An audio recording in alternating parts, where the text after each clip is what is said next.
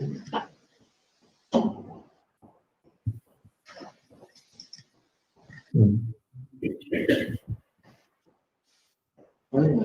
Hello.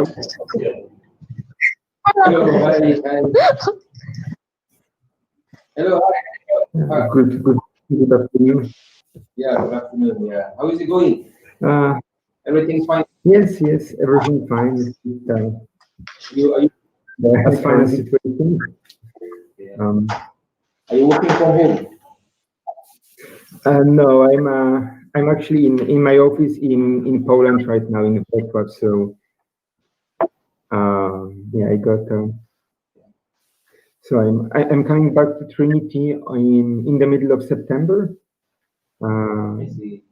So that's it's been quite a long time in Poland. Okay. Would you like to try to share your screen? I think probably to get you familiar with your function. That's a good idea. Yeah.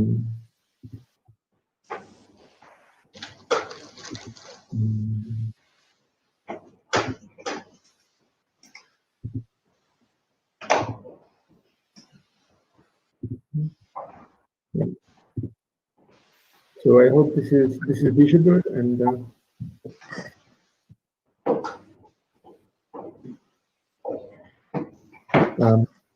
Can you see my screen? Yeah. I think it's working well. Yeah. Okay, great. So just let me know whenever you're ready to start, or do you wait maybe a few more minutes, or? Yeah. You're waiting for a couple of minutes more. Okay. So Adam about I told about Adam about the modulation time as well. So and he's prepared for that. Sorry? I told you about time as well. So I think you are prepared for that, and you have visited us a few times, so you know about modulation time. Yes. So maybe we can take a picture first. Sure. So shall I switch off the screen then? Or, yeah, probably you can stop sharing screen. Maybe you could take a desktop photo, something like that. Yep. Okay. That's okay. Yep. All right. Hello, Dr. Samir. Hello. So I would like to seek cooperation from all the participants. Could you please turn on your camera just for a while? We would like to take a group photo before we start our webinar today.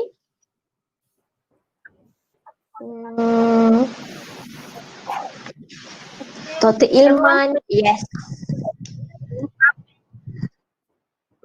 Anyone else? Semuanya shy cat. Okay, I think we're all ready. Kanwa, ready? Are you ready? Okay, I'm ready. Okay, all right. 1, 2. Okay, 1, 2, 3. Okay, done. Okay. Oh, baru nak buka semua. Okay, let's go. Okay, one more time, okay? One more time. One more time. Okay, 1, 2, 3.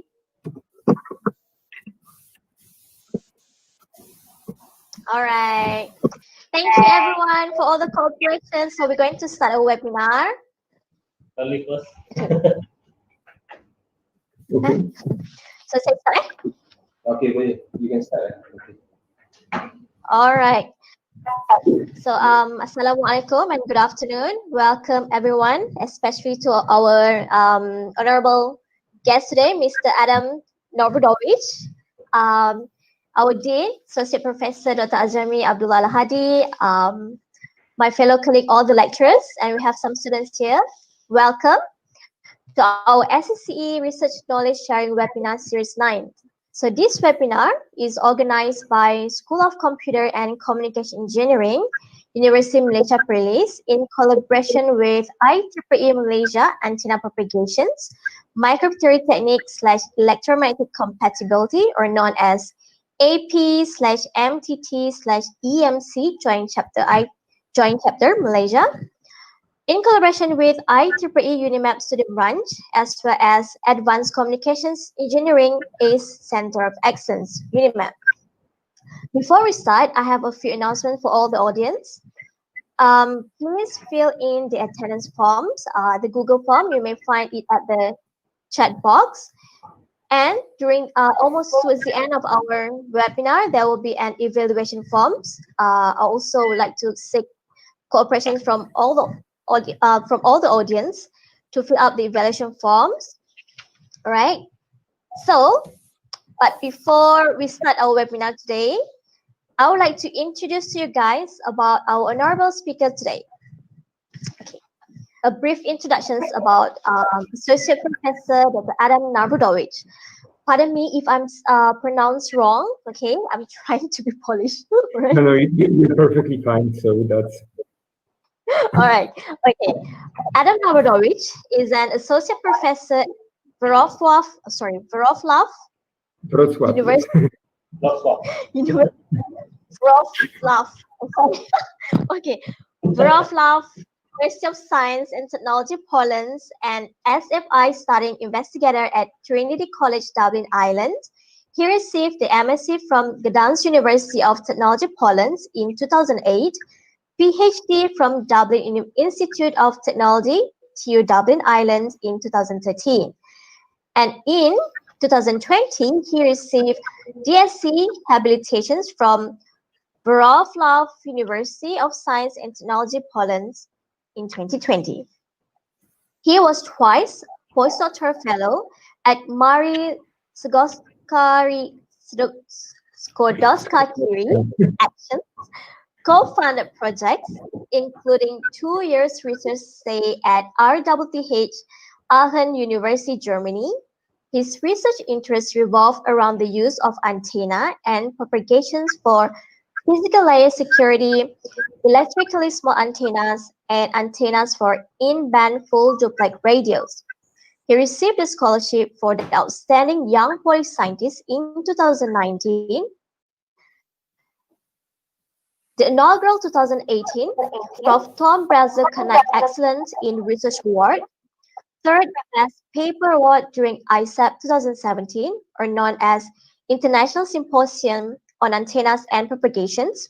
He also a recipient for Best Postgraduate/Staff Inventions at DIT Inventor Competition Award in 2012. He is in the Management Committee of the Course Action SciMat, Future Communications with High Symmetric Engineered Artificial Materials, and also served as a Vice Chairman for the IEEE Poland's APS/MTT/AES Joint Chapter. So without further ado, I would like to welcome Associate Professor Dr. Adam Narbudowicz to present his webinar. Please welcome. Thank you very much for this kind introduction, and for I know Slavic pronunciation can be challenging at times. So I just show the screen, and it's actually a great honor to be here and to get the invitation. And I think actually I should start by congratulating the Malaysian chapter, because I know you received the Best Chapter Award on the APS for your activity in the previous year. So it's actually even greater honor to be presenting in this seminar.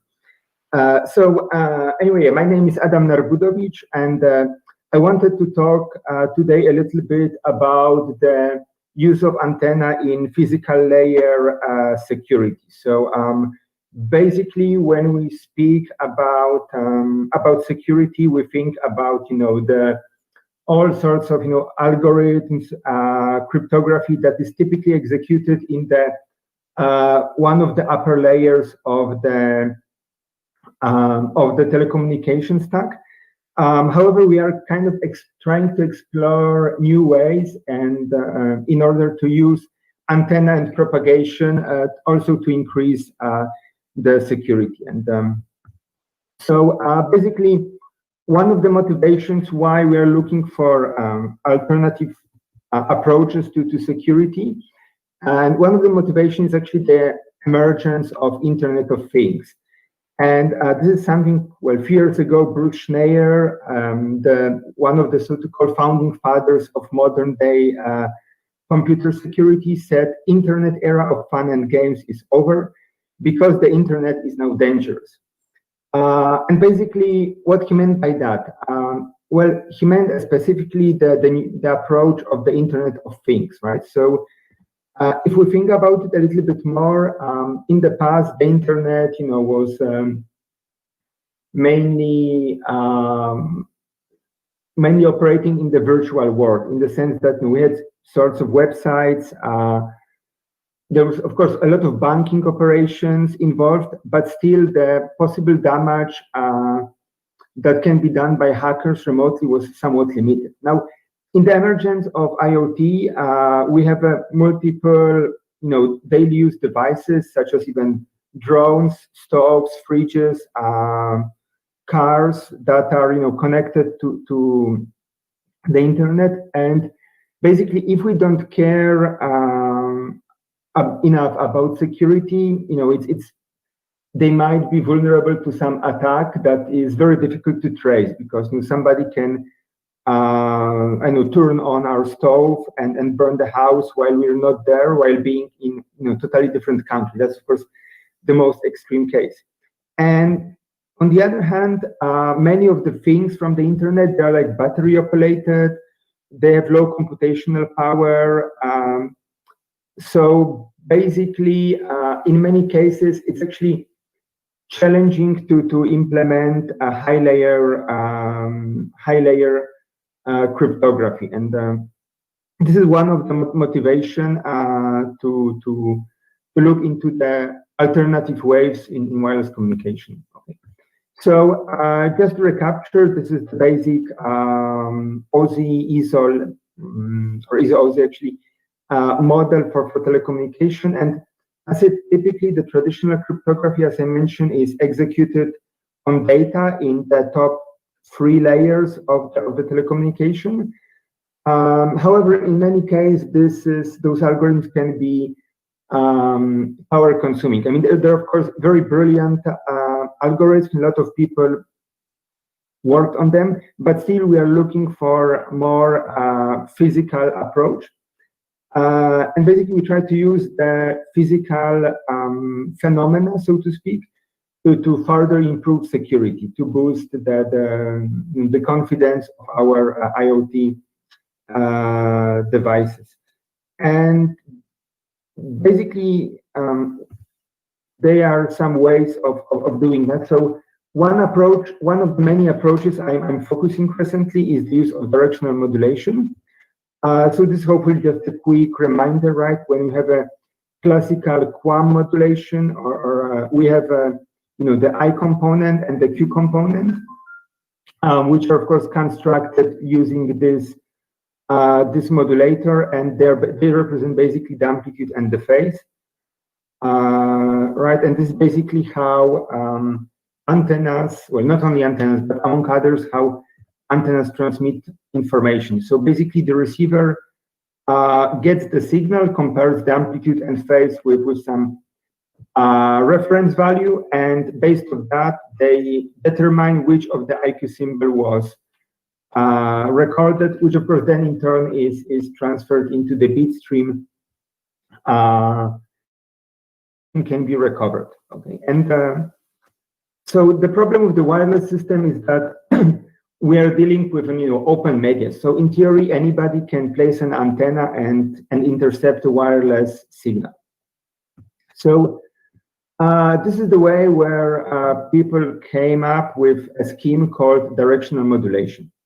So basically, how does it work? Well, instead of transmitting a signal, from a single antenna, we create an antenna array. So in this case, we have 4 antennas which are separated by half wavelength. That's a typical distance for linear antenna array. And instead of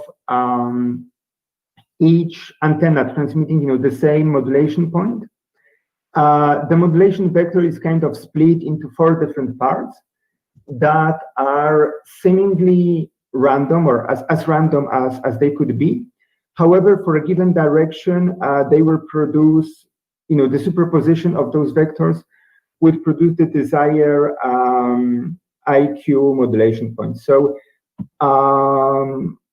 classically for cryptography and security, there are, you might have heard there's Alice and Bob. So in the context of directional modulation, when I speak about Alice, I will always refer to the multi-antenna transmitter.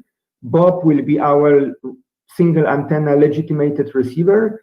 And there's also a term Eve like eavesdropper, which will be basically somebody who wants to intercept our communication. Okay, so let's see basically how it works. We have our standard receiver Bob, and there are the 4 antennas of Alice, and basically Alice transmits the signal. So how does it work from Bob's? We have 4 different vectors. Each of the vectors, as said, is seemingly random or quasi-random. However, the superposition creates effective vector that end up in 1, 0, or in the desired point on the IQ plane. Okay, so that's quite neural communication. And basically, there are 2 important things about it. So firstly, actually, there's no key involved. So all the complexity, all the complex signal processing, complex in the sense that it involves antenna array, is executed on the Alice side, right? From the Bob's perspective, Bob doesn't really need to know there is any directional modulation involved.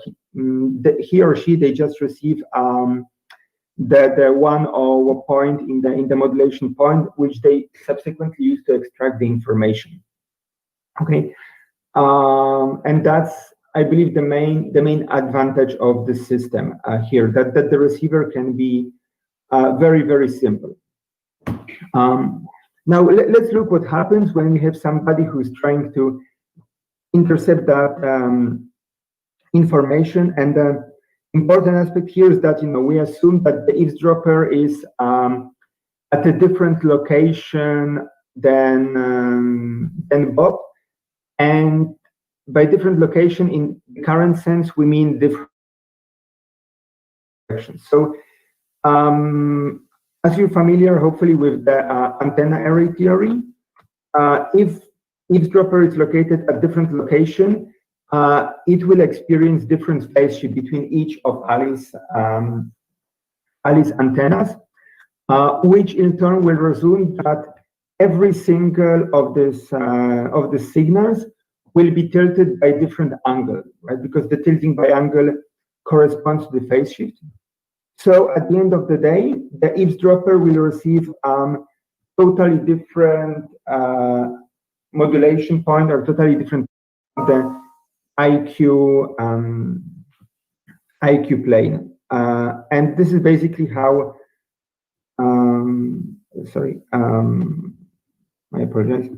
How the directional modulation basics work.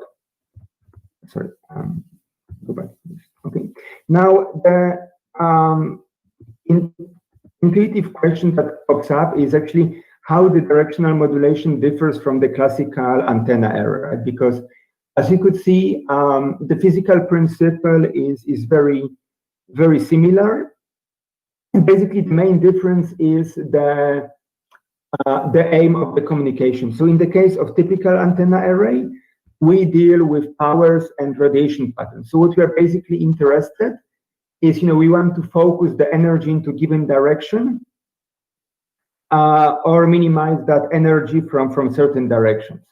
Now, in the case of directional modulation, we don't operate with powers, but we operate with bit error rate. Okay, so in a way, we say we don't want to optimize power. We just want to make sure that in a certain range, the eavesdropper will get no communication. The constellation will be totally scrambled, and they won't be able to make sense. Okay, so there are some difference basically in the way how the communication is executed. However, a lot of our intuition from antenna arrays is also applicable for directional modulation, right? So for example, more antennas and larger array, also in the case of directional modulation, will mean narrower angles where the bit error rate is, or better targeting basically of the bit error rate. If we have a separation between antenna greater than half of a wavelength, and we violate the Nyquist principle, which again means we will have some well, in the case of antenna array, there would be a main parasitic beams. In the case of directional modulation, there will be directions experiencing same bit error rate as in the direction of legitimate receiver. So indeed, a lot of our intuition from the classical antenna array can be used here, and simply because it uses basically the same phenomena. So one thing I wanted to point out, and that's probably where it kind of might differ from classical antenna array, is that it's not sufficient to scatter the points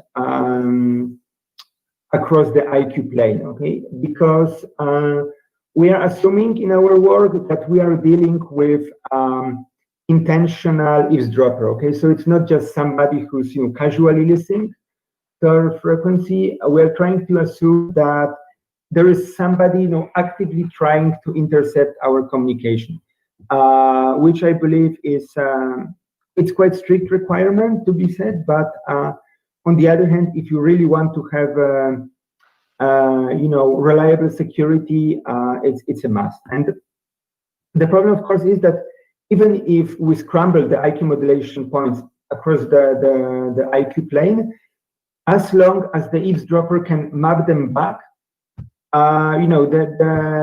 we cannot really speak about the security in the strict sense. So in this example here, of course, the QPSK modulation was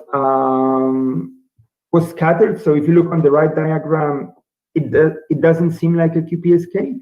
However, if you can map the points back to the original QPSK and recover that information, the directional modulation is of little use really. And basically with modern telecommunication protocols, there's actually quite a ways where the eavesdropper can potentially figure out what was the original constellation.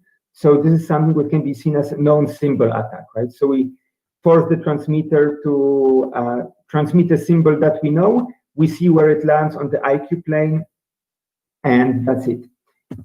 So there's little or no security points can be mapped to their original locations.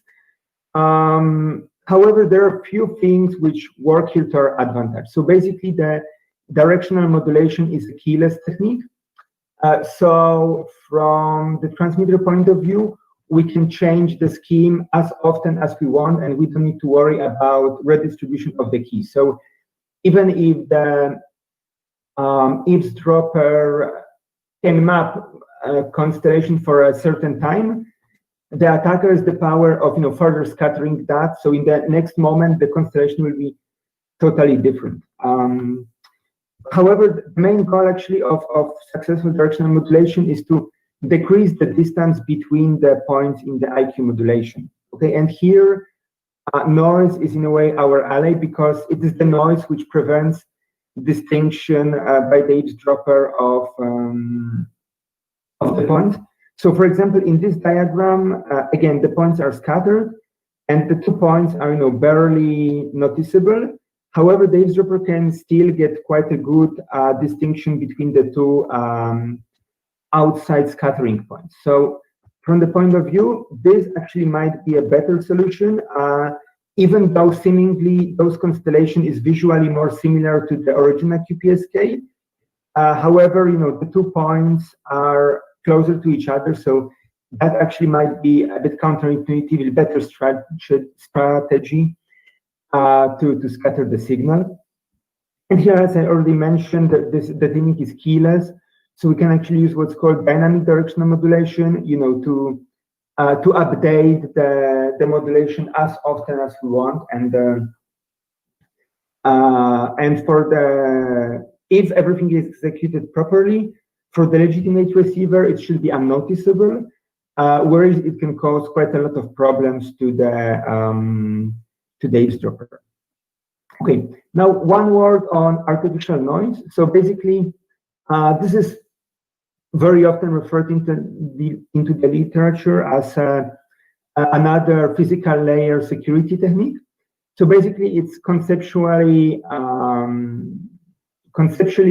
easier to imagine. Okay, so basically, we have an antenna array which creates multiple beams, and we have the basically create one radiation pattern with an array, which is simply a beam directed to the legitimate receiver, and then we create another pattern which have a null in the direction of legitimate receiver, and we create some artificial noise in order to, you know, bury the legitimate signal in the artificial noise. And because of this null in the direction of legitimate receiver,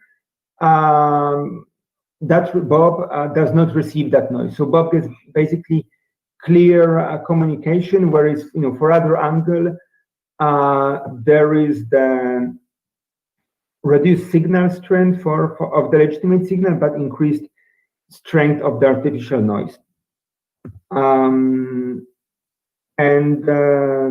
This works also reasonably well. Of course, the side effect is that we are transmitting a little bit of a noise, but well, it depends, of course, on what are the requirements for the system. However, what is quite interesting, so how such an artificial noise would look if we again look into the IQ modulation plane. So in the case of Bob's receiver, we will still see each of the vectors a little bit tilted, because it will also signal transmitted by every single antenna will also contain components of the noise that we want to transmit for the eavesdropper. However, of course, because there is a null in the direction of Bob, those components will cancel out for Bob. So at the end, Bob again will receive our intended IQ point. However, of course, for Eve, again, because of the properties of an antenna array and the phase delay, the symbol will be distorted because of the extra noise added. Now, as you can really see from this slide, from a theoretical or mathematical point of view, such artificial noise can be seen as a simply different way of generating directional modulation. Okay, so mathematically speaking, it's more or less the same approach. The difference, of course, might be here in the way how we synthesize the beam, in the signal processing, and so on and so forth. But from the physics point of view, it doesn't really matter if we split intended modulation vector into a small parts, transmitting each one with antenna, because that distortion can be seen as also as some noise that cancels out at the direction of the Bob. Okay, so the two approaches basically, they're more or less the same, at least as the physics is concerned. Simply one looks at the signal at single antenna, the other approach synthesizes beams and operates within beams. So it might be conceptually more convenient to use one way or the other, but in principle they are the same, again, as long as we concerned about the propagation aspects. And this is some study that we done. So this basically showed that indeed the addition of artificial noise or directional modulation can help. So this is the case when we have a directional beam of a 4-element antenna array separated by half a wavelength with signal-to-noise ratio of 12 decibels. We use QPSK modulation in this scenario, and we can see that with no artificial noise or no directional modulation, we will get the bit error rate following the red curve, right? So this basically means that at some point, simply the power of our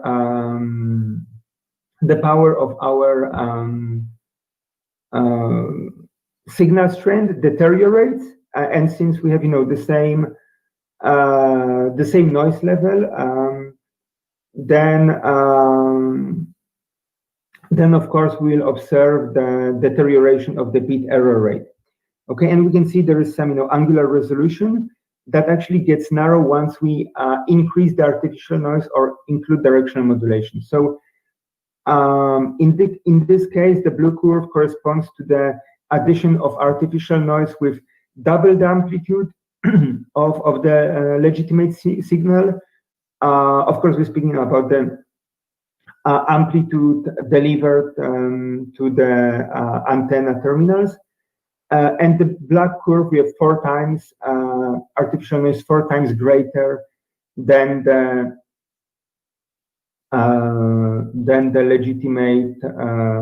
legitimate signal. And we can see as we increase the noise, well, unsurprisingly,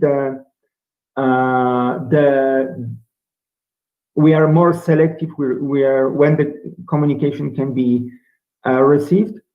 The problem here, of course, is that we can carry on and add more and more noise, and that would indeed allow us to get arbitrary narrow beam, of course, in terms of bit error rate.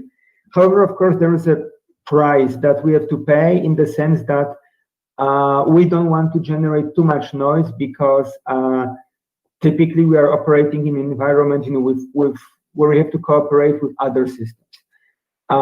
So as a matter of fact, we typically we need some sort of a trade-off to see where this can be executed. Of course, instead of adding more artificial noise, we can simply enlarge our antenna array. That of course leads to some drawbacks in terms of size. So just to recapture, this is more or less how directional modulation works. We have some array of transmit antennas, and we have basically 2 different propagation channels. Each channel will add, independent noise. That's the classical telecommunication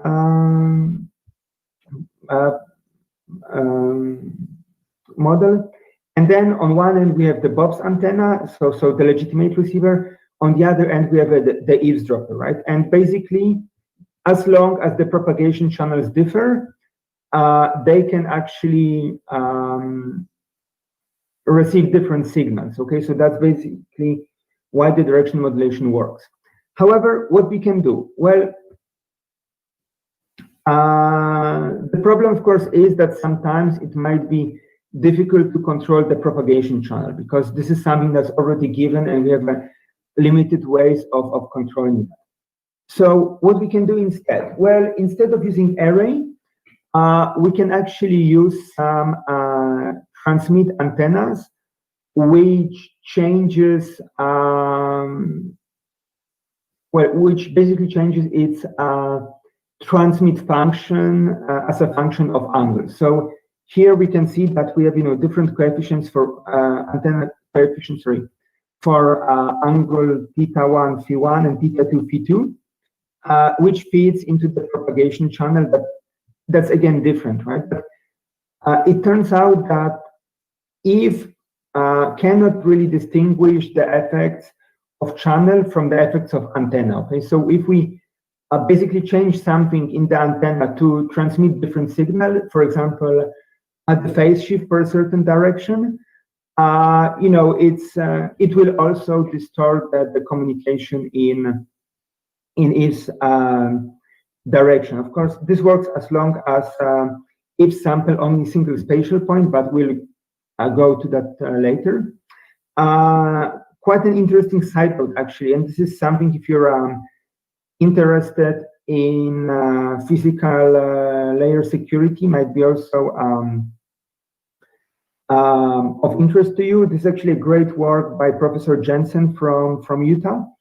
on the key establishment using reciprocity of wireless channel. This is actually another topic of physical layer security, which I won't talk today, but in this paper, actually, they use the very same principle to improve the variability of the channel using reconfigurable antennas. So if you're interested in the topic, that might be quite a good read. So anyway, we wanted to move to, get rid, as I said, from large antenna array into much more compact antennas. So what we did, well, this is some compact antenna we designed some time ago. So it's basically slightly less than half of a wavelength. It operates at 2.4 gigahertz. And what we're looking here, we have two parts or two radiators, each more or less with the same amplitude. However, what we are looking for, if we want to see the phase variation as we go along the horizontal plane. So basically, this is the black curve corresponds to one port, which is standard monopole with a fixed phase regardless of the angle. And in the other case, we have the case of the phase that changes with direction. Okay, and this is exactly the principle I showed to you earlier. So this allows us to squeeze our directional modulation into small antenna. As you can see, this is some old work that we did. Currently, we can actually achieve, and this is also quite nice, in the most recent paper in this year's in transaction, we can actually achieve even 5-port antenna with even more variation in the phase, while still having exactly the same half of a wavelength dimension. So the 5-port antenna will simply have, phase rotating more steeply or in different directions. So we have in our lab in Dublin, we have currently quite a good simulated results, and we are looking forward actually to the end of pandemic to get some measurements done, and hopefully they will confirm our simulation. Okay, and with that, this is again some work we did with our friends from the Gdańsk University in Poland.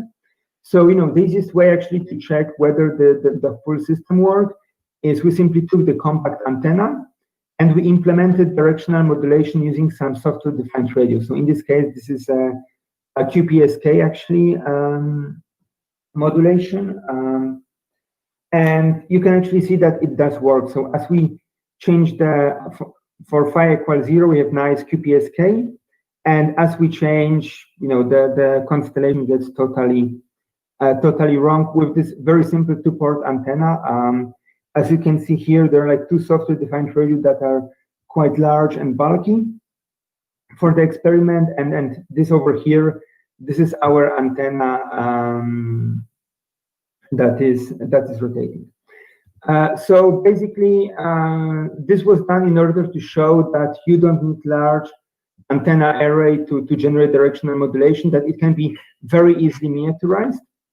And basically, this is, well, hopefully for the some thought for the future, that I think there's actually quite a high potential in using compact MIMO antennas for directional modulation, and that can be really boost privacy or security of wireless communication.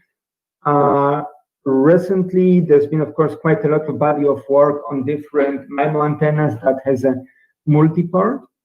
And of course, there are great MIMO antennas, but most of them, and that could also have interesting research into the future, if the directional modulation system can be further miniaturized using compact MIMO antennas. Now, those said, not all MIMO antennas might work.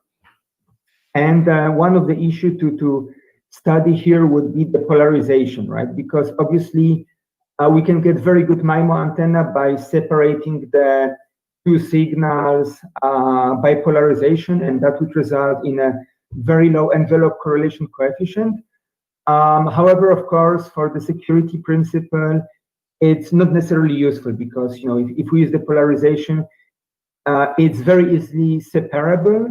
So, you know, it would be sufficient for eavesdropper simply to rotate the antenna, you know, to get rid of the artificial noise of the undesired distortion. So, I believe there is quite a potential over here, but again, some more research is needed, and it's not straightforward. I think we take any MIMO antenna, plug it into the directional modulation, and here it works.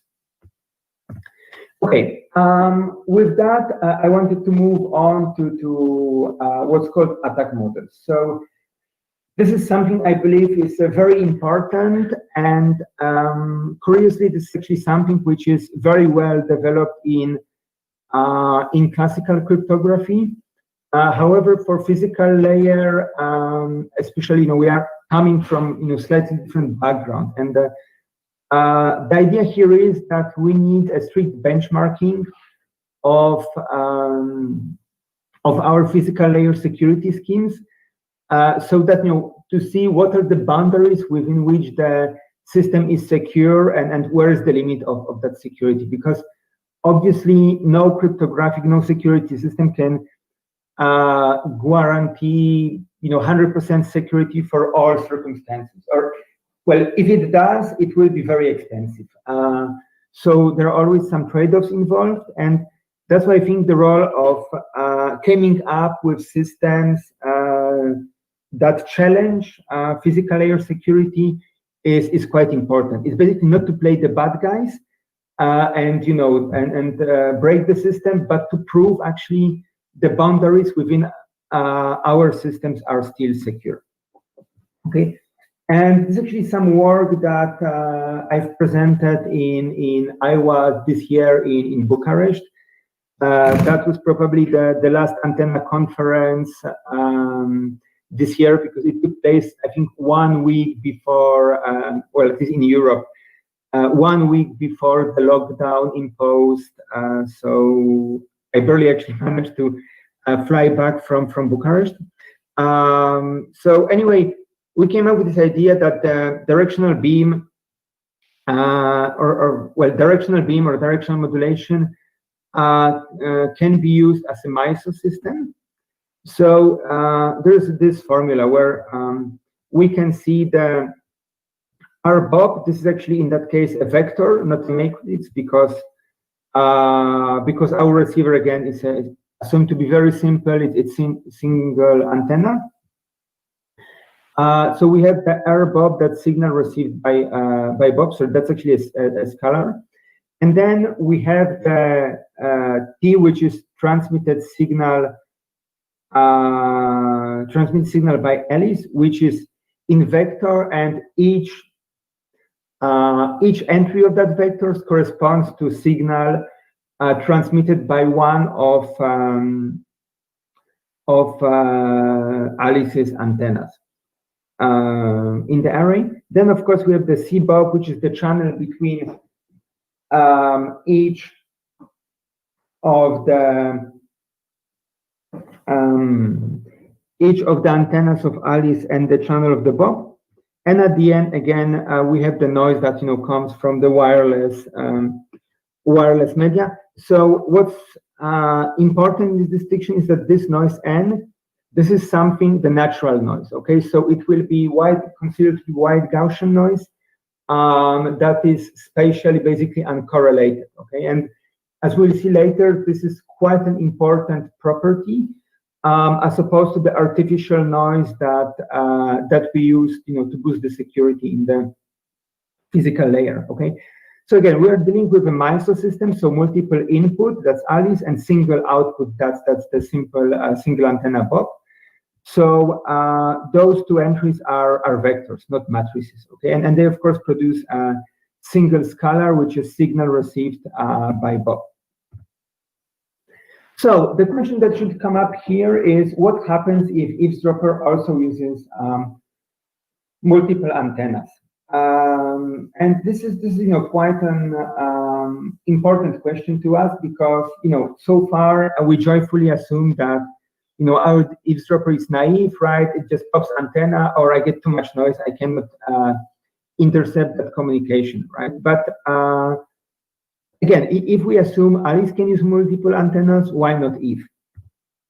So in principle, we know that, or we assume here that the channel C changes with physical location. So basically, each channel would be obviously different from the channel that's experienced by Bob. Okay, so in theory, if Eve uses as many antennas as Alice, Eve can build a set of equations and can basically figure out T. Okay, so can figure out this transmitted signal down to excitation at any single antenna that Alice is using. And this is quite a big problem for us, really, because this T is actually our secret message. I mean, if we can, so the reason why the communication is secure or can be confidential is the fact that after the signals are transmitted, they are superposed, in the wireless channel, so we cannot distinguish each single antenna, signal coming from single antennas, right? However, once this can be done, we can easily then apply some filtering or signal processing to separate the filter, the artificial noise and the legitimate communication. So if Eve can figure out the T as a vector, that means the system is not secure. That's quite a problem for us. Okay. Now, with that, so the question is how to intercept the message. Okay, and we assume A is the number of antennas used by Alice. So what it does is it samples multiple locations. What is important actually for Eve here is that each of those locations have different channel C Eve. Okay, so basically this is because Eve don't want to receive correlated signals or correlated channels. Then the received signals are recorded as a vector R Eve, and assuming again this channels between Eve and Bob can be estimated. And here we come into the regime actually where the directional modulation is most commonly used, which is the line of sight. So very often we'll actually deal with the security of either artificial noise of directional in the millimeter wave regime. So basically, as long as we have the line of sight, we can reasonably easy predict what are the channel coefficients between Eve and Bob. And then what we can do, well, this is basically the set of equations I mentioned earlier, right? So the Eve can simply inverse the channel matrix, apply it to the signals it received, and get the T dash, which is the approximation of the secret message T. And well, it's quite an easy transformation, but what the T dash is basically the secret message T. However, with an addition of the noise experienced by each of Eve's antennas, multiplied by the inversion of the channel matrix experienced by Eve. So this is basically the error that Eve is experiencing, and this is exactly the component upon which relies the security of directional modulation for this Mimo-based attack. Okay, so what works to our advantage, in the sense of the security or Alice and Bob, is that of course this N-Eve, the noise, is superimposed by the inversion of the channel matrix. So actually, that noise can be boosted, can be more significant than the noise of naturally occurring noise by Bob. So in order to see how this can work, we perform some simulation. Here we actually assume an element array with 4 antennas with half wavelength spacing. And in order to assess how this technique is efficient, we allocate some area to the eavesdropper. So this basically comes from quite intuitive requirement that we assume that there is some area around the legitimate transmitter to which the eavesdropper gets access, and it can place within that accessible area its antennas to sample the signal. And because of the fact that we assume the eave spreads its antenna evenly, this is, in order to occupy the full available area, because that seems to be the best strategy from the eavesdropper's point of view. So that area is denoted as capital Eve, capital F Eve. And then another factor that's actually very important for those security schemes is, of course, how far away are we from the legitimate receiver? And in this case, this will be denoted by delta phi. So this is, of course, angular separation, because again, we're looking into the regime of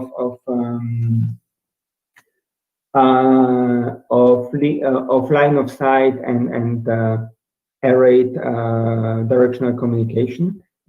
So we took a few of the assumptions because, of course, we want our benchmark or attack model to be fair for everybody and be very well established. So first of all, our assumption is that Eve has knowledge about all propagation channels involved. Again, we are dealing here with directional beams and line of sight. So we believe this is not a very difficult to achieve here. Even that is use the same number of antennas and same antenna type, so omnidirectional. Again, this is to establish some sort of a baseline for the further research. Of course, Eve might get some advantage by using more directional antennas than Alice, but in turn, Alice can get advantage by using more directional antennas with Eve, right? So in this context, again, we are interested in having some baseline reference, basically, for this attack scenario. We assume that Eve can perfectly synchronize its antennas. This might be actually disputable how reliable it is in practical scenarios. However, again, since we are interested mainly in the benchmarking, we decided it's actually better to look at the worst case scenario, right? And for lower frequency, again, there are special synchronization features embedded into the most wireless communication protocols. So, even we can easily assume that Eve is simply recording the signal and can confirm the whole scheme offline, using some synchronization features embedded into different communication system to align all signals properly. And then lastly, as mentioned, this is the line of sight model. Okay, and what's important is we are using the QPSK modulation. Again, it's just to be able to have some baseline established. Of course, if we can equally well use higher modulation schemes, for that we would need simply to change the signal to noise ratio. So again, this is basically we noticed that most of the directional modulation technique, they follow the trend now from classical communication. So the bit error rate will change accordingly with the modulation order and the signal to noise ratio, right? So basically, higher order modulation requires better signal-to-noise ratio. And that's pretty much scalable.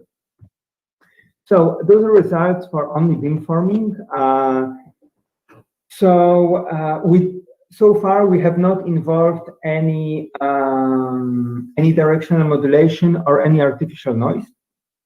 And basically, you can see that quite a lot depends on the area that is accessible to Eve, as well as from the distance. So probably unsurprisingly, when the eavesdropper have a good access, can get in the proximity of legitimate receiver, the bit error rate is as good as the receiver.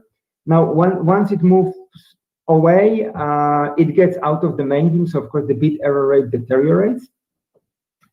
However, for small angles, if the eavesdropper can access only a small fraction of the area, up to let's say 60 or 80 degrees of angular resolution, we can see that the bit error rate increases basically as expected. However, even if the eavesdropper is far away from the legitimate receiver, but it can collute signals from wide angle from different locations. In the post-processing, it actually counteract the fact that it's outside of the main beam.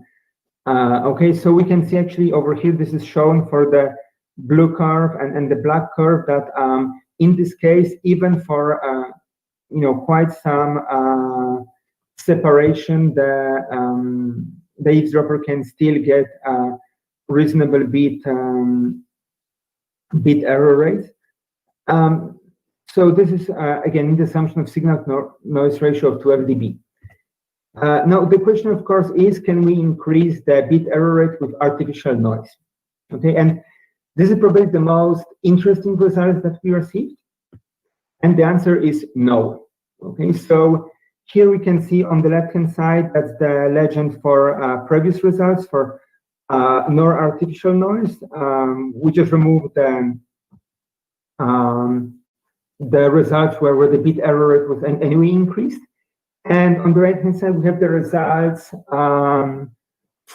with artificial noise added at 4 times the amplitude of the legitimate signals. And we can see that the curves are exactly the same, no matter how much of artificial noise we add to our signal. Okay, so basically, if we want to benchmark against eavesdropper with multiple antenna against Mimo attack, it turns out that the use of artificial noise brings no real advantage. Again, this is of course under the assumption that the line of sight and that the eavesdroppers can predict the channel coefficients, right? How this result can be explained? This is simply because of the fact that when we add artificial noise on the transmitter side, it's actually not a real noise. It is the noise that is added in the transmitter ring. And that basically means that it's not uncorrelated, which means each single antenna of the eavesdropper will experience exactly the same noise, which in turn means it can be extracted or filtered out in the equations that I showed you. I showed you before. Okay, so that's quite interesting results that doesn't seem to work. Now here there are some additional slides that this is actually an unpublished work that we are currently working on. So this is a little bit wider study when we try to look simultaneously at the parameter capital phi eve, so the area and available to the eavesdropper, and the delta phi c. The difference with respect to the previous case is that here we are measuring the distance to the center of the EVES array, not only to the nearest antenna, to the edge. However, the results are otherwise the same. It's just different visualization. And the reason why we do that is that we want to see, what happens in the full scheme. So in that case, basically, we also allow EVES antenna to mingle between the Bob's antenna. And over here, we can see this is the high bit error rate. So that's what you saw in the previous course for low phi EVE, and the curve deteriorates as the EVES increases its spreads of its antennas. And interestingly, the white area here, this is the area actually where eavesdropper experience very low bit error rate, even actually lower than the legitimate receiver. Okay, and this is basically the case where not only EVE has a very wide sampling link or very wide angular area accessible to it, but also for this case, its antennas start to mingle or they're close to the legitimate receiver's Bob's antenna. Okay, so for that case, actually, eavesdropper get better signal than Bob itself. Again, this is under the assumption that EVE can place its antenna almost anywhere it wants, because okay. Now, okay. So, easy way how we can try to improve this situation without additional complexity is to try to introduce some irregular spacing in our antenna array. Okay, so as we know, we don't really want to. We can get better directional selectivity when we increase the distance between our antennas, but of course we don't want to increase that distance radically, because then we have a problem with Nyquist, and then again we have a multiple direction with where the noise is cancelled with low bit error rate. Okay, so instead what we proposed is the solution where all but one antennas are separated by half a wavelength. So in general, the array satisfies the Nyquist criteria, apart from one antenna which is placed significantly farther away. So in that case, it's a it's a two wavelength, and we can see here that this of course far from perfect, but it basically allows to improve our situation. Okay, so we push the good bit error rate for eavesdropper farther away. Right, so in that case, we have the area here with deteriorated bit error rate. However, there is some price to be paid, because there are few limited cases where actually the eavesdropper gets better bit error rate information. So there is more research obviously to be done for such a case, and see whether there's any optimum spacing for a given scenario. So it can improve overall situation. However, there's of course no free lunch, so it seems there's always some price to be paid for the extra for improved security. Okay, lastly, and I think I'm a little bit over time, but hopefully you will let me finish. So there's the question of range domain security. So as you probably noticed, so far we are dealing only with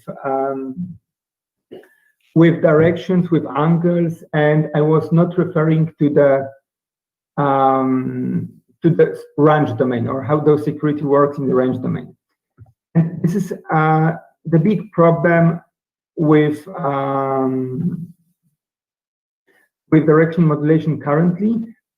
because basically it means that if the eavesdropper can place its single antenna behind or in front of the legitimate receiver, they will observe similar bit error rate than the legitimate receiver, right? So in that sense, unfortunately, we cannot yet speak about a proper security. I would say privacy would be more appropriate term with the current state of art. And there is some sort of a discussion recently about using frequency diverse array for providing this range domain security with some papers published. So just a brief introduction. What does range domain arrays, what does the concept really means, right?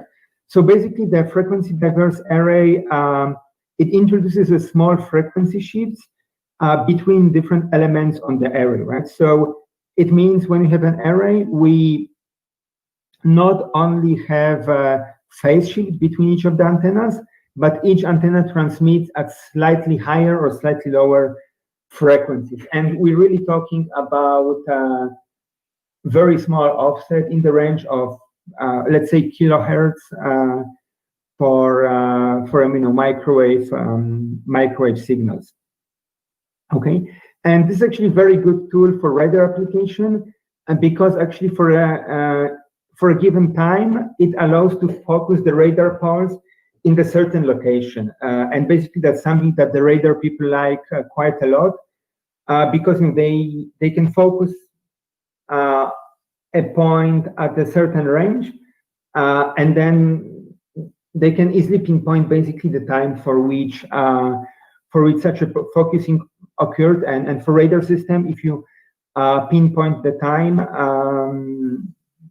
then you know the distance to your target. And there is quite a wide discussion if the same principle can be used for security with directional modulation. Now, the answer is yes, but only for a while. The problem with that is that the combination of frequency diverse array and directional modulation works only for an infinitely small time duration.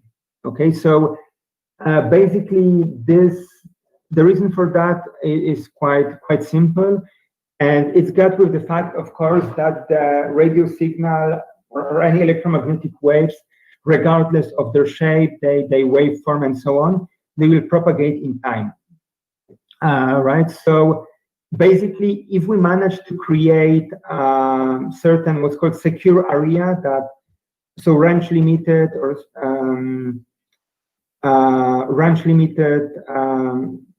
area with low bit error rate, that area will invertibly propagate as the time goes. Okay, so as a matter of fact, it's firstly it's sufficient for the eavesdropper to just wait a few seconds more, and they will experience, of course, the same bit error rate. And this is actually some testing that we did. So this is the QPSK modulation with each of the colors corresponding to the phase of different symbol. And in that case, the bob, this is a cut for angle theta 40 degrees, and the time equals 0. So that's 0, of course, this is our reference time for the bob. And bob is located here 4 kilometers away from, 30 kilometers away from the legitimate transmitter. And we can indeed see that seemingly in that time instance, at the distance of bob,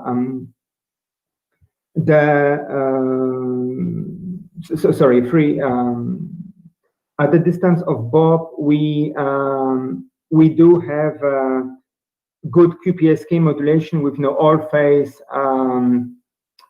forming nice QPSK modulation with 90 degrees separated from each other.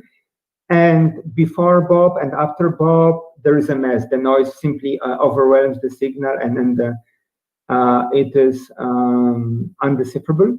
However,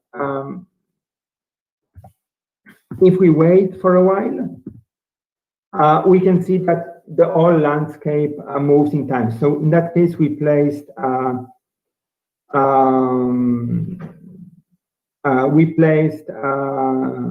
eavesdropper just a little bit farther away from Alice, and you can see that in less than 4 microseconds later, it's actually the Bob that is receiving all the noise. So for Bob, the communication becomes unintelligible, whereas Alice get low bit error rate and all the benefits. Okay, so basically the principle does not work, or at least it doesn't work in the free space.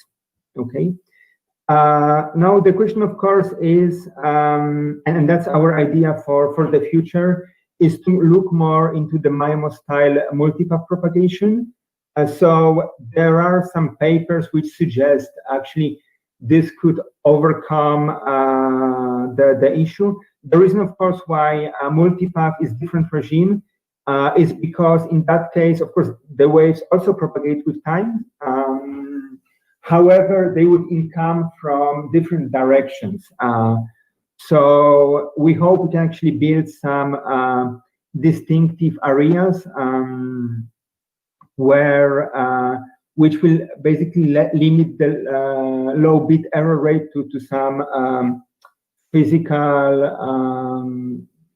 area in both time and in both angle and range. However, this is still ongoing research that we'll be exploring in the next few years. Okay, so just to conclude, I wanted to talk a little bit about the application of directional modulation as a physical layer security. Well, a few take-home messages I would like you to maybe consider, maybe also in the context of your future research. So first of all, directional modulation, I believe, is quite interesting technique. However, it is not only, it can be used with compact Mimo antennas. So we don't really need large antenna arrays. It can be simply implemented from a much smaller aperture. And of course, the reason why I think this is significant is because the physical layer security can make the biggest impact for small devices. Okay, I mean, if we're operating large base station, we probably got enough computational power to implement high-level encryption. Okay, the problem comes with small battery-operated transmitters.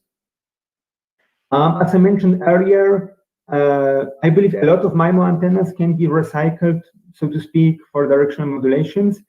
However, not every single one of them, and that's where we need to be a little bit careful.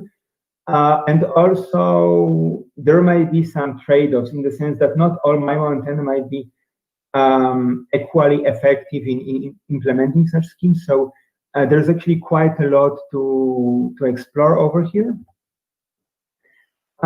Then what we also propose is this Mimo-based attack. So we can see that for line-of-sight directional modulation, the security can be broken if eavesdropper uses Mimo system. So basically collects data from multiple antennas, or at least can be broken in certain cases, and that it is significant to restrict area accessible to the eavesdropper. So this is basically the requirement that we are, limit whether our directional modulation scheme makes sense in such a scenario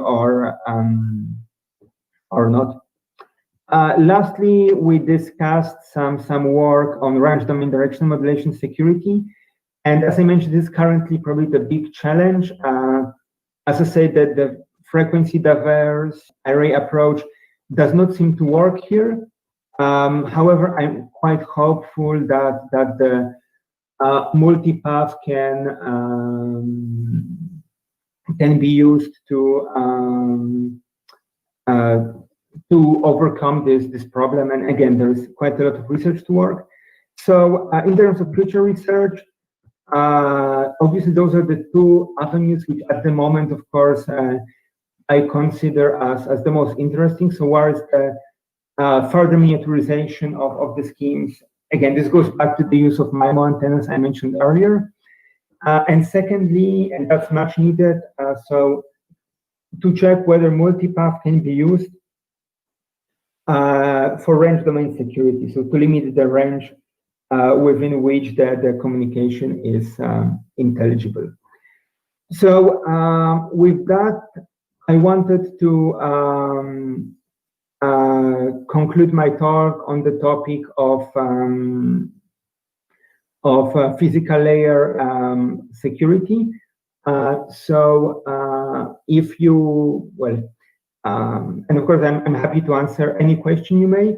However, I was also asked by Jack. So before maybe we move on, if that's okay, to the question and answer session, I also wanted to share with you some video made by my students for the IEEE APS IEEE APS competition.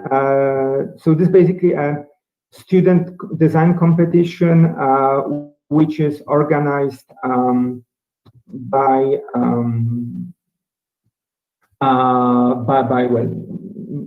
the APS on each APS conference for undergraduate students. So basically the teams of undergraduate students are preparing some design. And this year was, the team was to use the radar technology in daily life use. So we actually managed with our student team here in Wrocław to get into the finals. We didn't get, we get actually the Popular Vote Award. We didn't get any of one of the 3 prizes, but maybe actually that could be some also inspiration for you or for your student, that it was really a very good experience. So I would like to share with you the video of or the part of the video of my students made for the competition, and if that's okay.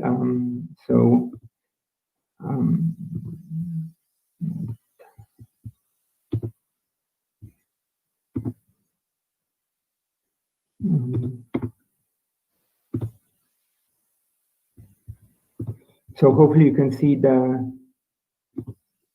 Welcome to the presentation of wireless music conductor, a radar-based determined instrument made by PWR radar team.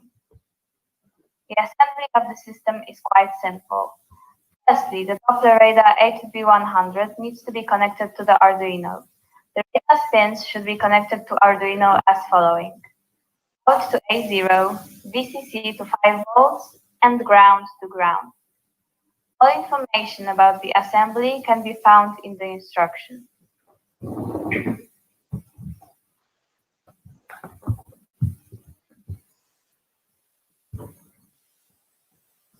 Then you connect Arduino Uno board with your computer.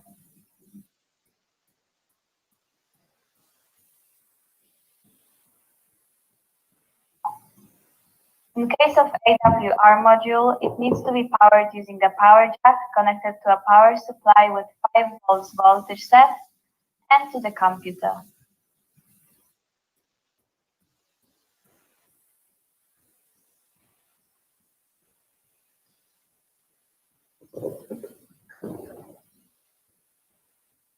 When everything is plugged correctly, you can run the Python script.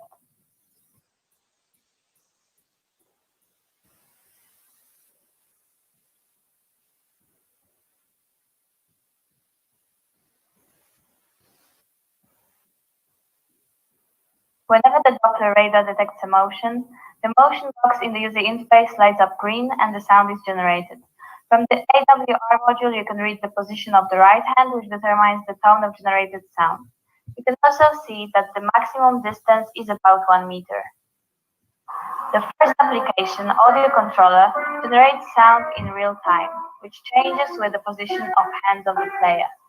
The first mode, piano simulation, is based on samples, which are played by the script. The chromatic scale shows all the sound that can be generated in the piano mode.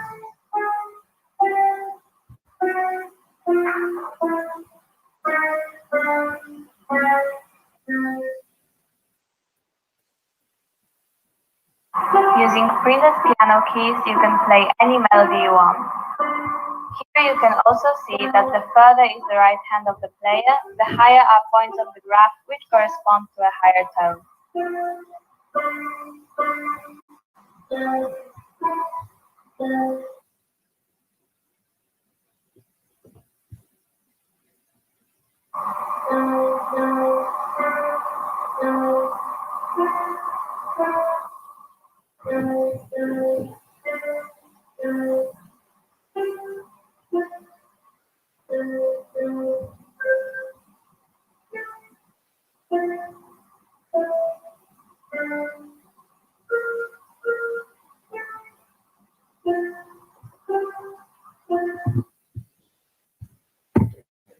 And actually, here is the place that I wanted to stop, and hopefully you could recognize the tune that was being played.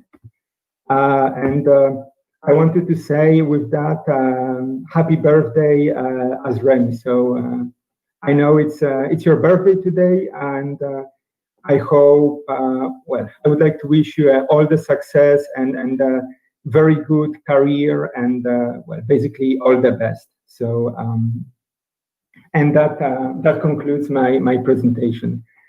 So thank you very much. Thank you very much, Associate Professor Dr. Adam. Happy birthday, boss! Very nice video. I hope that Associate Professor Tajani realized the song, and the video is actually it's not a prank, but it's actually just to for you to see, to listen the tune. It's happy birthday song. So with that, I would like to open the floor for any questions. Feel free to ask Dr. Adam. You also can write down the questions at the chat box, so I can read out for you. Any question from members of the floor? Or perhaps our birthday boy would like to give some questions. Thank you very much, Dr. Adam, for the nice song and also presentation. Thank you very much again. We didn't know that. Thanks. Anyway, I have one very simple question about the antennas for direct modulation. Is there a unique or specific antenna characteristic needed for that purpose? And should it be omnidirectional, or if it's Mimo, then should it, well, on top of low correlation, is there any specific characteristic needed for that? Yes, this is actually a good question. So we are actually still in a way looking for the 100% correct answer. And so for the line of sight communication, basically this is the Mimo antenna where both ports have similar polarization, right? So basically all the polarization diversity antenna unfortunately are excluded.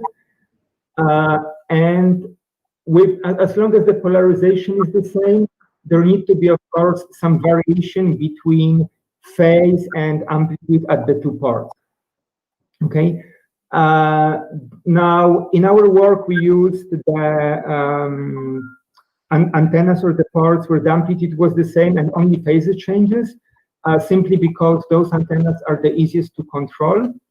However, I would say in principle, any antenna which is single polarization and has some sort of a variation between amplitude in phase should work. There might be, of course, question how selective you can be with such antennas. And that's, as far as I know, still open question, what antennas would make the best directional modulation schemes. Most likely, of course, there is some trade-off, right? So when you miniaturize antenna, you might have some other restrictions. There. So yeah, but basically, my approach would be the more ports, the better.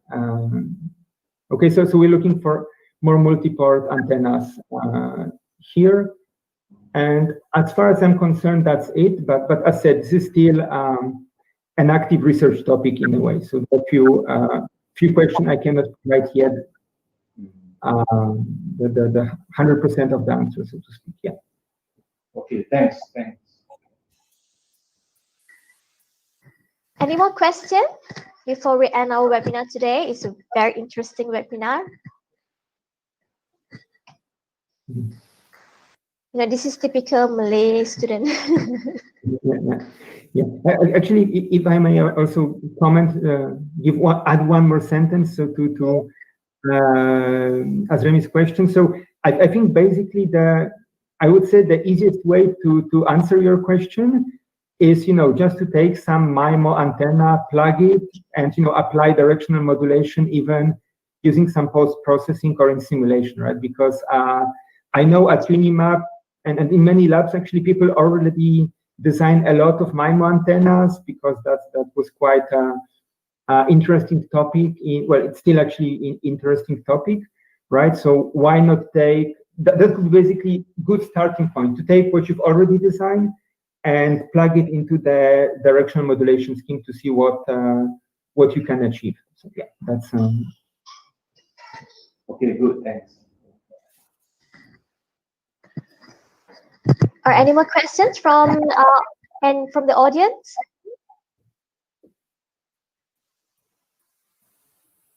We get no questions at the Facebook as well.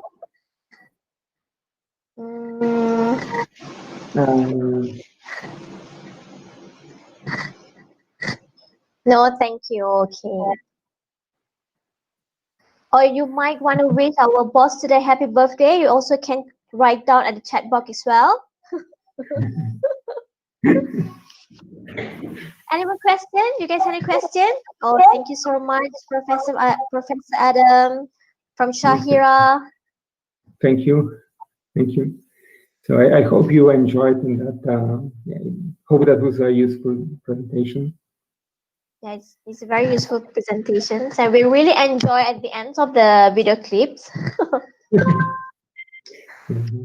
Especially That we can share you the video that been captured by Dr. Jack. All right, I think there is no more questions. From On Gang Hud student, thank you for amazing talk, Professor Adam. Thank you. It's All a right. pleasure. Thank you, Adam. Okay, so I think there is no more questions. I think tak ada soalan eh? Yeah. No questions. All right. So thank you very much, Associate Professor Dr. Adam, for your time to be here with us today.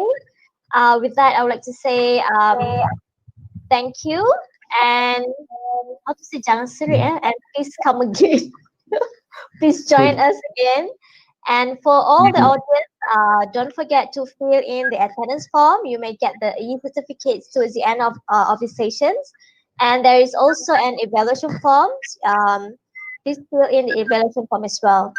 So with that, thank you so much and Assalamualaikum. Thank you very much. Thank you for the invitation, and it was a pleasure to give this presentation. Thank you very much. Pleasure to have you, Adam. All right, thanks. All right, thanks. Yeah.